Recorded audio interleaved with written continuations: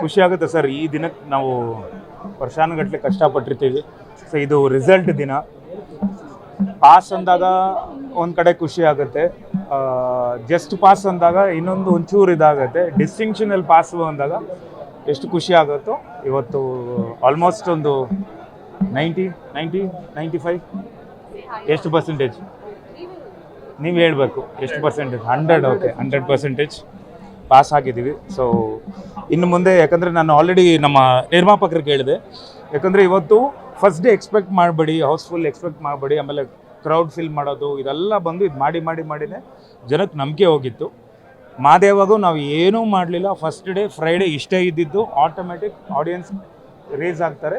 ಯಾಕಂದರೆ ಮನೆಯಿಂದನೇ ಒಬ್ಬರು ಪ್ರತ್ಯಕ್ಷ ಸಾಕ್ಷಿಯಾಗಿ ಸಿನಿಮಾ ನೋಡ್ಕೊಂಡ್ಬಂದು ಚೆನ್ನಾಗಿದೆ ಅಂದರೆ ಮಾತ್ರ ಜನ ವಾಪಸ್ ಬರ್ತಾರೆ ಅನ್ನೋದು ನನಗೆ ಗ್ಯಾರಂಟಿ ಗೊತ್ತಿತ್ತು. ನಾನು ಅದಕ್ಕೆ ನಮ್ಮ ಪ್ರೊಡ್ಯೂಸರ್ಗೆ ಹೇಳಿದೆ, ಆರ್ಟಿಫಿಷಿಯಲಾಗಿ ಏನೂ ಮಾಡಬೇಡಿ, ಬಿಟ್ಬಿಡಿ. ಸಿನಿಮಾ ನೋಡ್ತಾರೆ, ಅವ್ರಿಗೆ ಇಷ್ಟ ಆಗುತ್ತೆ. ಖಂಡಿತ ಇಷ್ಟ ಆದಮೇಲೆ ಸ್ಯಾಟರ್ಡೆ ಸಂಡೇಯಿಂದ ಆ ಸಿನಿಮಾನೇ ಜನರನ್ನ ಒಳಗಡೆ ಕರ್ಕೊಂಬರುತ್ತೆ ಅಂತ ಹೇಳಿದ್ದೆ. ಸೊ ಆಲ್ರೆಡಿ ಯಾಕಂದರೆ ಇದು ನನಗೆ ಮಾದೇವಾಗಿಂತ ಡಬಲ್ ಓಪನಿಂಗ್ ಸಿಕ್ಕಿದೆ. ಸೊ ಮಾದೇವ ಒಂದು ನಂಬಿಕೆ ನನಗಿತ್ತು. ಮಾದೇವ ಓಪನಿಂಗಿಂತ almost all over Karnataka double opening ಸಿಕ್ಕಿದೆ. ನನಗೆ ಖುಷಿ ಇದೆ. ಆ್ಯಂಡ್ ನೀವೆಲ್ಲರೂ ನೆನ್ನೆನೇ ನೋಡಿದ್ದೀರ ಅನಿಸುತ್ತೆ ಸಿನಿಮಾ. ನಿಮಗೇನು ಅನಿಸ್ತು, ಹೇಗೆ ಅನಿಸ್ತು ಹೇಳಿ? ಚೆನ್ನಾಗಿದೆ ಸರ್. 1980ರ ಕರಾಳ ಕಥೆಯನ್ನ ಕಣ್ಮುಂದಿಟ್ಟು ಬೇಡ ರೌಡಿಸಮ್ ಬದಲಾಗಿ ಒಂದೊಳ್ಳೆ ಸಂದೇಶ ಕೊಟ್ಟಿದ್ದಾರೆ. ಈ ರೀತಿಯ ಸಿನಿಮಾ ತೆಗೆಯುವಾಗ ನಿಮಗೆ ಎಷ್ಟು ಖುಷಿ? ಖಂಡಿತ ಖುಷಿ ಇದೆ ಸರ್. ಯಾಕಂದರೆ ಸ್ಕ್ರಿಪ್ಟಿಂದ ವರ್ಕ್ ಮಾಡಿರ್ತೀನಿ. ಆ್ಯಂಡ್ ಆ ಪಾತ್ರವಾಗಿ ಜೀವಿಸಿದಾಗ ನಿಮಗೆ ಅದು ತುಂಬ ಕಾಡ್ತಾ ಇತ್ತು. ನನಗೆ ಎಷ್ಟೊಂದು ಇಂಟರ್ವ್ಯೂಲ್ಲಿ, ಮೊನ್ನೆನೂ ಬಿ ಗಣಪತಿ ಸರ್ ಇಂಟರ್ವ್ಯೂಯಲ್ಲಿ ಅವ್ರು ಅದನ್ನೇ ಹೇಳಿದ್ದಾರೆ. ಅದಾದಮೇಲೆ ನನ್ನ ಹತ್ರ ಇಂಟರ್ವ್ಯೂ ಆದಮೇಲೆ ಅವ್ರು ಹೋಗಿ ಹೇಳಿರೋದೇನು ಅಂದರೆ, ಬಹುಶಃ ವಿನೋದ್ ಪ್ರಭಾಕರ್ ಇನ್ನೂ ಬಲರಾಮನಿಂದ ಆಚೆನೇ ಬಂದಿಲ್ಲ, ಆತ ಇನ್ನೂ ಆ ಪಾತ್ರದಲ್ಲೇ ಜೀವಿಸ್ತಾ ಇದ್ದಾನೆ ಅನ್ನೋದು. ಸೊ ಖುಷಿ ಆಗುತ್ತೆ. ಭಾಳಷ್ಟು ಜನ ಹೇಳ್ತಿದ್ದೇನು ಅಂದರೆ, ಅಂಡರ್ ವರ್ಲ್ಡ್ನ ಯಾಕೆ ಫ್ಯಾಂಟಸೈಸ್ ಮಾಡ್ತಿದ್ದೀರಾ ನೀವು? ಯಾಕೆ ಅಂಡರ್ ವರ್ಲ್ಡ್ ಸಿನಿಮಾಗಳನ್ನ ನೀವು ಯಾಕೆ ಹೀರೋಯಿಸಮ್ ತೋರಿಸ್ತೀರಾ? ಒಬ್ಬ ರೌಡಿನ ನೀವು ಯಾಕೆ ಸಮಾಜಕ್ಕೆ ಒಳ್ಳೆಯ ಥರ ತೋರಿಸ್ತೀರಾ ಅಂತ ಹೇಳ್ತಿದ್ರು. ಬಟ್ ಒಬ್ಬ ರೌಡಿ ಇದೊಂದು ಚಕ್ರವ್ಯೂಹದ ಥರ ಒಳಗೆ ಅಂಡರ್ ವರ್ಲ್ಡ್ ಒಳಗಡೆ ಬಂದರೆ ಎಂಡ್ ಏನಾಗುತ್ತೆ ಅನ್ನೋದು ತೋರಿಸಿದ್ದೀವಿ. ಸೊ ಇದೊಂದು ಮಾರಲ್, ಒಂದು ಜನಕ್ಕೆ ಒಂದು ಒಳ್ಳೆ ಸಂದೇಶ ನೀಡುವ ಥರದ್ದು. ಆ್ಯಂಡ್ ನಿಮ್ಗೆ ಎಲ್ರಿಗೂ ಗೊತ್ತಿದೆ, ರಿಯಲಿಸ್ಟಿಕ್ ಒಂದಿಷ್ಟು ಸನ್ನಿವೇಶಗಳು ಬಂದಿದೆ, ಅಲ್ಲಲ್ಲಿ ಹೇಳ್ಕೊಂಡಿರ್ಬೋದು. ಬಟ್ ಆದ್ರೂ ತುಂಬ ಜನಕ್ಕೆ ಕನೆಕ್ಟ್ ಆಗಿದೆ ಹಳೆ ಬಲರಾಮಂದು ಸ್ಟೋರಿ. ಸೊ ಇವತ್ತು ಒಂದು ಒಳ್ಳೆ ಓಪನಿಂಗ್ ಸಿಕ್ಕಿದೆ. ಆ್ಯಂಡ್ ಸುಪ್ರೀತ್ ಸರ್ಗೂ ಥ್ಯಾಂಕ್ಸು. ಆ್ಯಂಡ್ ಇಡೀ ಕರ್ನಾಟಕದ ಜನತೆ ಎಲ್ರಿಗೂ ಹೃತ್ಪೂರ್ವಕ ಧನ್ಯವಾದಗಳು. ಹಾಗೆ ತಮ್ಮೆಲ್ರಿಗೂ ನಾನು ಹೃತ್ಪೂರ್ವಕ ಧನ್ಯವಾದಗಳು ಹೇಳೋಕ್ಕೆ ಇಷ್ಟಪಡ್ತೀನಿ. ಯಾಕಂದರೆ ನನಗೆ 100% ಹುಷಾರಿರಲಿಲ್ಲ. ಹಾಸ್ಪಿಟಲ್ ಮಲಗಿದ್ದಾಗ ಭಾಳಷ್ಟು ಜನ ನೀವು ಬಂದು, ಕೆಲವರು ಅಲ್ಲಿ ಏನೋ ಒಂದು ರಾಂಗ್ ಮಾಡಿದ್ರು, ಭಾಳಷ್ಟು ಜನ ನಿಜಾಂಶ ಏನು ಅಂತ ತಿಳ್ಕೊಂಡು ಅದನ್ನು ಕರೆಕ್ಟಾಗಿ ಜನರಿಗೆ ತಲುಪಿಸಿದ್ದಕ್ಕೆ ಹೃತ್ಪೂರ್ವಕ ಧನ್ಯವಾದಗಳು. ನನಗೆ ಒಂದಿಷ್ಟು BP ಏರುಪೇರು ಆಗಿ ಅದಾದಮೇಲೆ ಒಂದು ಸ್ವಲ್ಪ ಅದರಿಂದ ಫ್ಲಕ್ಚುಯೇಷನ್ಸ್ಗಳಾಗಿ ಮಾತೆಲ್ಲ ನಿಂತೋಗಿ ಅದು ತುಂಬಾ ನನಗೆ ಎಫೆಕ್ಟ್ ಆಯಿತು. ಸೊ ಈಗಲೂ ಆಲ್ಮೋಸ್ಟ್ ಒಂದು ಸ್ವಲ್ಪ ಮೆಡಿಕೇಷನಲ್ಲೇ ಇದ್ದೀನಿ. ಬೆಳಗ್ಗೆ ಇಂಜೆಕ್ಷನ್ ಆಯಿತು. ಸೊ ಹಾಗಾಗಿ ಒಂಚೂರು ಸುಸ್ತಿದೆ. I will be back to form ಆಗಿದೆ. ಸಿನಿಮಾದಲ್ಲಿ ಅತಿಯಾದ ನಂಬಿಕೆನೇ ಮುಳುಗಾಗುತ್ತೆ ಮನುಷ್ಯನಿಗೆ ಅನ್ನುವಂಥದ್ದು ಹೈಲೈಟ್ ಆಗಿದೆ. ಸೊ ನಿಮ್ಮ ಪರ್ಸನಲ್ ಲೈಫ್ ಆಗಿರ್ಬೋದು ಅಥವಾ ಎಲ್ಲ ಮನುಷ್ಯನಿಗೂ ಹಂಗೆ ಅಲ್ವಮ್ಮ. ನಿಜ. ಆ್ಯಕ್ಚುಲಿ ಏನು ಅಂದರೆ, ಬೇರೆಯವ್ರಿಗೋಸ್ಕರ ಆ್ಯಕ್ಚುಲಿ ವಿನೋದ್ ಪ್ರಭಾಕರ್ದು ಒರಿಜಿನಲ್ ಕ್ಯಾರೆಕ್ಟರ್ ಅದು. ನನಗೆ ಅದು ಭಾಳ ಬಲರಾಮಂದು ಹತ್ರ ಆಯಿತು. ಆ ಫುಲ್ ಪಾತ್ರ ಬೇರೆಯವ್ರನ್ನ ನಂಬ್ಕೊಂಡು ಈ ನಂಬಿಕೆ, ಬ್ಯಾಕ್ ಸ್ಟ್ಯಾಬಿಂಗು ಇದೆಲ್ಲ ಆಗುತ್ತೆ. ಸೊ ರಿಯಲ್ ಲೈಫಲ್ಲೂ ಆಗಿದೆ ಸರ್.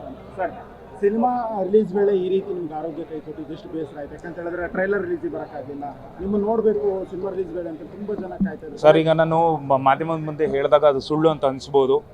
ಬಟ್ ನಾನು ನಾನು ಜೀವಿಸೋದೇ ಸಿನಿಮಾ ಸರ್. ನನ್ನ ಮನೆಯವ್ರಿಗೆ ಗೊತ್ತದು. MRI ಸ್ಕ್ಯಾನ್ ಒಳಗಡೆ ನಾನು ಹೋಗಿರ್ಬೇಕಾದ್ರೆ ಅವತ್ತೇ ಕಳಿಸಿದ್ರು. ಆ ಸೌಂಡ್ ಹೆಂಗಿರುತ್ತೆ ಅಂತ ಗೊತ್ತು. ಅದರ ಒಳಗಡೆ ಹೋದಾಗ ನಿಮಗೆ ಗೊತ್ತಿರುತ್ತೆ MRI ಸ್ಕ್ಯಾನ್ ಒಳಗಡೆ. ಆ ಟೈಮಲ್ಲೂ ನನಗೆ ಈ ಥರ ಬಂದು ಮಲ್ಕೊಂಡಿದ್ದೀನಿ, ನನ್ನ ಪ್ರಚಾರ ಕೊರತೆ ಆಗುತ್ತಲ್ವ ಅಂಥೇಳಿ ನನಗೆ ಅದೇ ಓಡ್ತಾ ಇತ್ತು. ಅದಾದಮೇಲೆ ನಮ್ಮ ಸಾಂಗ್ ಒಂದು ಅದು ತಲೆಗೆ ಹೋಗ್ತಿತ್ತು, ಆಲ್ ಓಕೆದು ಸಾಂಗು ಅದೊಂದು. ಸೊ ಎರಡೂ ನಾನು ಹೆಂಗೋ ಬ್ಯಾಲೆನ್ಸ್ ಮಾಡಿ ಇವತ್ತು ನನ್ನ ಬದಲು ಅಫ್ಕೋರ್ಸ್ ನಾನು ಸ್ವಲ್ಪ ಕುಗ್ಗಿದ್ದೀನಿ ಅಂತ ಗೊತ್ತಾಗಿ ಆ್ಯಕ್ಷನ್ ಪ್ರಿನ್ಸ್ ಧ್ರುವ ಸರ್ಜಾ ಅವ್ರು ಬಂದು ಅವರು ಲಾಂಚ್ ಮಾಡಿಕೊಟ್ರು. I really thank you also. So I thank everybody, the whole team. ಮುಂದೆ ಆಲ್ರೆಡಿ ಸಿನಿಮಾ ಬಗ್ಗೆ ತುಂಬ ಮಾತಾಡಿದ್ದೀವಿ, ಎಲ್ಲರ ಹತ್ರನೂ ಹೇಳಿದ್ದೀವಿ ಯಾವ ಥರ ಅಂತ. ಇವತ್ತು ರಿಸಲ್ಟ್ ಡೇ, ಇನ್ನು ನಾಳೆ ನಾಳಿದ್ದು ಒರಿಜಿನಲ್ ರಿಪೋರ್ಟ್ ಸಿಗುತ್ತೆ. ಸರ್, ಇವಾಗ ಸಿನಿಮಾದಲ್ಲಿ ನೀವು ಪ್ರಚಾರಕ್ಕೆ ಮಾಡ್ತೀರಾ, ಅಂದ್ರೆ ಪ್ರಚಾರಕ್ಕೆ ನಂಗೆ ಬರಕ್ಕಾಗಲ್ಲ, ಕುತ್ತಿ ಹೋಗಿದ್ದೀನಿ ಅನ್ನೋ ಮಾತನ್ನ ನೀವು ಹೇಳಿದ್ರಿ. ಆದ್ರೆ ಈಗ ಸಿನಿಮಾ ರಿಲೀಸ್ ಆಗೋ ಮುಂಚೆನೆ ಪ್ರಚಾರಕ್ಕೋಸ್ಕರ ಈ ರೀತಿ ವಿನೋದ್ ಪ್ರವರ್ಕರ್ ಅವರು ಮಾಡ್ಕೊಂಡಿದ್ದಾರೆ ಅನ್ನುವಂತ ಸುದ್ದಿ ಕೂಡ ಅಂತಕ್ಕಂತ ಇತ್ತು. ಇದಕ್ಕೆ ನೀವಾಗೆ ಕ್ಲಾರಿಟಿ ಕೊಡೋದಾದ್ರೆ? ನನ್ನ ಫಸ್ಟ್ ಸಿನಿಮಾ ಅಲ್ವಲ್ಲಮ್ಮ ಇದು 25ನೇ ಸಿನಿಮಾ ಅಮ್ಮ. ಆ್ಯಂಡ್ ಪ್ರೀವಿಯಸ್ ಇಯರ್ 2025 ಮಾದೇವ ಅಂತ ಒಂದು ಹಿಟ್ ಸಿನಿಮಾ ಕೊಟ್ಟ ಮೇಲೆ ಇದರ ಅವಶ್ಯಕತೆ ನನಗಿರಲಿಲ್ಲ. ಅವತ್ತಿಂದ ಇವತ್ತಿನವರೆಗೂ ನಾನು ನೋಡ್ಕೊಂಡು ಬರ್ತಿದ್ದೀರಾ. ಆ್ಯಂಡ್ ಸಿನಿಮಾದಲ್ಲೇ ನಾನು ಯಾವುದು ಎಕ್ಸ್ಟ್ರಾ ನನ್ನ ಡೈಲಾಗೇ ಬೇಡ, ನನಗೆ ಓವರ್ ನನಗೆ ಮಾಡಬೇಡಿ ಅಂತಲೇ ಹೇಳ್ತಿರ್ತೀನಿ. ನಿಜ ಜೀವನದಲ್ಲಿ ನೀವು ನೋಡಿದ್ದೀರಾ ಎಷ್ಟು ಸಿಂಪಲಾಗಿ ನಾರ್ಮಲ್ ಆಗಿರ್ತೀನಿ ಅಂತ. ಈ ಥರ ಫೇಕ್ ಗಿಮಿಕ್ಸು ಜನರನ್ನ ಒಳಗಡೆ ಕರೆಸ್ಬೋದೇ ಹೊರತು ಒಳ್ಳೆ ಸಿನಿಮಾನ ಕೂರಿಸಿ ನೋಡೋ ಅಂಥದ್ದು ಯಾವುದು ಪಬ್ಲಿಸಿಟಿ ಮಾಡೋಕ್ಕಾಗಲ್ಲ. So fake publicity ಫೇಕೆ.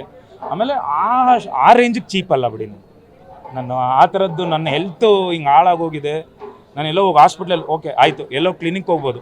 ಅದಾದಮೇಲೆ ನಾನು ಅಡ್ಮಿಟ್ ಆಗಿದ್ದು 10 ಗಂಟೆಗೆ, ಬೆಳಗಿನ ಜಾವ 10 ಗಂಟೆಗೆ. ನಾನು 7 ಗಂಟೆಯಿಂದ ಕಷ್ಟ ಆಯಿತು, 10 ಗಂಟೆಗೆ ಅಡ್ಮಿಟ್ ಆದೆ. ಈಗ ನಾನು ಪ್ರಚಾರಕ್ಕೆ ಅಂತ ಮಾಡಿದ್ದಿದ್ರೆ ನಾನು ಎಲ್ಲರನ್ನೂ ಕರೆಸ್ಬಿಟ್ಟು ನಾನು ಪ್ರವೀಣ್ ಅವ್ರಿಗೆ ಹೇಳ್ಬಿಟ್ಟು ನಾನು ಹಾಸ್ಪಿಟ್ಲ್ ಒಳಗಡೆ ಹೋಗೋದನ್ನು ತೋರಿಸಿ ಸರ್, ಆಚೆ ಬರೋದನ್ನು ತೋರಿಸಿ ಅಂತ ಹೇಳ್ಬೋದಿತ್ತಲ್ಲ. ನಿಮ್ಗೆ ಯಾವಾಗ ನ್ಯೂಸ್ ಬಂದಿತ್ತು? ನೈಟು ಸಂಜೆ 7 ಗಂಟೆಗೆ. ಸೊ ನಾನು ಪ್ರಚಾರಕ್ಕೆ ಮಾಡಿದ್ದಿದ್ರೆ ಎಷ್ಟು ನಾನೇ ಪಬ್ಲಿಸಿಟಿ ಮಾಡಿಕೊಂಡು ನಮ್ಮ ಹುಡುಗರನ್ನ ಬನ್ನಿ ಹೊರಗಡೆ ಬನ್ನಿ ಒಳಗಡೆ ಹೋಗಿ ಅಂತೆಲ್ಲ ಹೇಳಿ, ಅದಾದಮೇಲೆ GM ಹಾಸ್ಪಿಟ್ಲ್ ನಂದಲ್ಲಮ್ಮ ಆಯಿತಾ, CCU ಅಲ್ಲಿ ಹೋಗಿ ಮಲ್ಕೊಳ್ಳೋಕ್ಕೆ. ಅದಾದಮೇಲೆ ಇಲ್ಲಿ ನೋಡಿ ನಿಮ್ಗೆ ಗೊತ್ತಿರುತ್ತೆ, ಇದು ಕಾಣಿಸ್ತಿದೆಯಾ, ಇದು ಕೆನಲ್ ಹಾಕಿದ್ದು. ಆಮೇಲೆ ಇಲ್ಲೆಲ್ಲ ಗಂಟಿದೆ, ಇಲ್ಲೆಲ್ಲ ಇಂಜೆಕ್ಷನ್ ಕೊಟ್ಟಿರೋದಿದೆ. ಸುಮ್ಮನೆ ಹಂಗೆಲ್ಲ ಹಾಕ್ಕೊಂಡು ಫೇಕ್ ಮಾಡೋವಷ್ಟು ಚೀಪಲ್ಲ ನಾನು, ನನಗೆ ಅಷ್ಟು ಅವಶ್ಯಕತೆನೂ ಇದೆ. ಸರ್, ಇದ್ರ ಜೊತೆಗೆ ಎಲ್ಲೋ ಅತಿಯಾದ ಜಿಮ್ಮು, ಡಯಟ್ ಮತ್ತೆ ವ್ಯಾಯಾಮ, ನಿದ್ದೆ ಇಲ್ಲ, ನಿದ್ದೆ ಇರಲಿಲ್ಲ, ಒಂದ್ ಕಡೆ ಆರೋಗ್ಯಕ್ಕೆ ಸಮಸ್ಯೆ ಆಯ್ತಾ? ಖಂಡಿತ ಬಿಕಾಸ್ ಪ್ರೆಷರ್. ಯಾಕಂದ್ರೆ ಸಿನಿಮಾಗೆ ಹಗಲು ರಾತ್ರಿ ಪ್ರಚಾರ ಶುರು ಮಾಡಿದ್ರಿ ನೀವು. ಸಿನಿಮಾ ಅಂದರೆ ನನಗೆ ತುಂಬ ಪ್ರೀತಿಸ್ತೀನಿ ಸರ್. ನಾನು ಜೀವಿಸೋದೇ ಸಿನಿಮಾ ಸರ್. ನಾನು ಬೆಳಗ್ಗೆ ರಾತ್ರಿ ನೀವು ನಂಬಲ್ಲ, ನನಗೆ ಸಿನಿಮಾ ಆದಮೇಲೆ ನಾನು ಟೆಕ್ನಿಕಲಿ ತುಂಬ ಕೆಲಸ ಮಾಡಿರ್ತೀನಿ.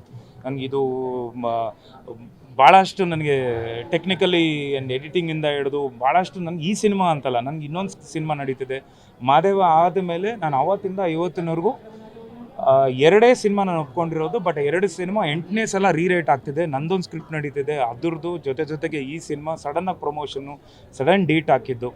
ಸೊ ನಮಗೆ ನೀವು ನಂಬಲ್ಲ ನೋಡಿ, ಎಲ್ಲ ಎಷ್ಟು ಹೆಂಗೆ ಆಗ್ಬಿಟ್ಟಿದ್ವಿ ಅಂದರೆ 20 ದಿನ ಇದ್ದದ್ದು ನಮ್ಮ ಪ್ರಮೋಷನ್. 20 ದಿನಕ್ಕೆ ಆಲ್ಮೋಸ್ಟ್ ಲೂಪಲ್ಲಿ ಮಾತಾಡ್ತಿದ್ವಿ ನಾವು. ನೀವು ಇವಾಗ ಕ್ವಶನ್ ಕೇಳಿದ್ಮೇಲೆ ನೆಕ್ಸ್ಟ್ ನೀವು ಬಂದಾಗ ನನಗೆ ಎಷ್ಟೊಂದು ಸಲ ಪ್ರಶ್ನೆನೇ ಮರ್ತೋಗ್ತಿದ್ದೆ, ಅರ್ಧ ಆನ್ಸರ್ ಮಾಡಿಬಿಟ್ಟು ಸರ್ ಏನು ಕ್ವಶನ್ ಕೇಳಿದ್ರಿ ಅಂತ ಕೇಳ್ತಿದ್ದೆ. ಸೊ ಅದು ನನಗೆ ಆ ಥರದ್ದು ಪ್ರಮೋಷನ್ನು. ಅದಾದಮೇಲೆ ಊಟ ಇರಲಿಲ್ಲ ಕರೆಕ್ಟ್ ಟೈಮ್, ಆಮೇಲೆ ನಿದ್ದೆ ಇರಲಿಲ್ಲ. ಸಿನಿಮಾ ವಿಚಾರವಾಗಿ ಬಲರಾಮ ದಿನಗಳಲ್ಲಿ ಬಲರಾಮನ ಕಥೆಯನ್ನು ಹೇಳಿರೋದ್ರಿಂದ ಅವರ ಫ್ಯಾಮಿಲಿಯನ್ನು ಏನಾದರೂ ಭೇಟಿ ಆಗಿದ್ರೆ? ನಾನು ಭೇಟಿಯಾಗಿಲ್ಲ, ನಿರ್ಮಾಪಕರ ಕಡೆಯಿಂದ. ಯಾಕಂದರೆ ನಿರ್ಮಾಪಕರು ಮೂಲತಃ ಹಾಸನ್ನವರು. ಬಲರಾಮ ಅವ್ರಿಗೂ ನಮ್ಮ ಶ್ರೇಯಸ್ ಆಗಲಿ ಪದ್ಮಾವತಿ ಅವ್ರಿಗಾಗಲಿ ಅವರು they are related actually. So ಅವರು ಆಲ್ರೆಡಿ ಅವ್ರ ಹತ್ರ ಮಾತಾಡಿ. ಸೊ ನಿಮಗೆ ಗೊತ್ತಿರಬಹುದು, ಬಲರಾಮ ಅವ್ರಿಗೆ ಹೆಣ್ಮಗು. ಸೊ ನಾವು ಅದನ್ನು ತೋರಿಸ್ದೆ ಗಂಡು ಮಗು ತೋರಿಸಿದ್ದೀವಿ. ಅವ್ರಿಗೂ ಯಾವುದೇ ರೀತಿಯಾದ ಆಗಿ ಯಾವುದೋ ಒಂದು ಪ್ರಾಬ್ಲಮ್ ಬರಬಾರ್ದು ಅಂತಲೇ ತೋರಿಸಿರೋದು.